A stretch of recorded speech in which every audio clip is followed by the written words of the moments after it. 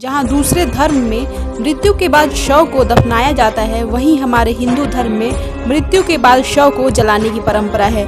लेकिन दर्शकों, क्या आप जानते हैं कि हिंदू धर्म में नवजात शिशुओं को मृत्यु के बाद जलाने के बदले दफनाया जाता है? ऐसा क्यों किया जाता है, आज हम जानेंगे इस परंपरा के बारे में।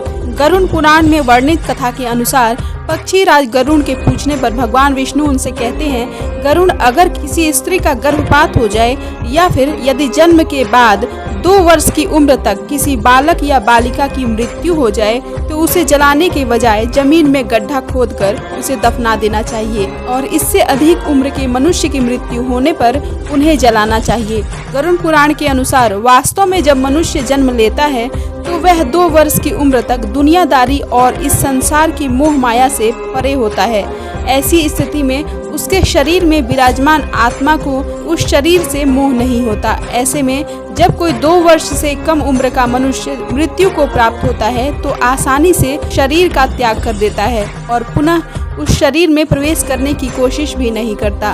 जबकि मनुष्य जैसे जैसे बड़ा होता जाता है और मोह माया में बंधते जाता है, ठीक वैसे वैसे शरीर में मौजूद आत्मा को उस शरीर से मोह होने लगता है और मृत्यु के बाद वे उस शरीर में तब तक दोबारा प्रवेश करने की कोशिश करता रहता है जब तक मृतक के शरीर को जला न दिया जाए। गरुड़ पुराण के अनुसार अंतिम संस्कार मतलब दाह संस्कार शरीर से अलगाव का एक रूप है।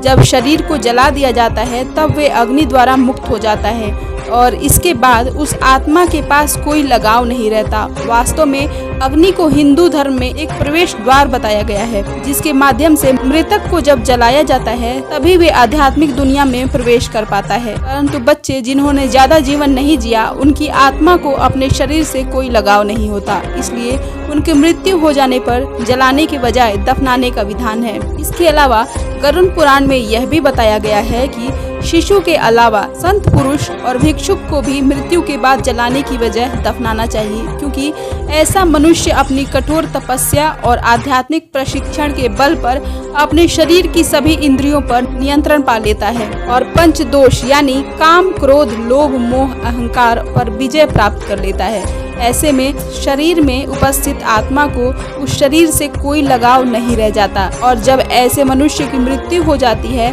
तो वह बिना किसी बाधा अपने शरीर को त्याग कर परम धाम चले जाते हैं। दर्शकों, उम्मीद करती हूँ आज की ये वीडियो आपको बेहद पसंद आई होगी। ऐसी वीडियो देखने के लिए चैनल को सब्सक्राइब जरूर करें।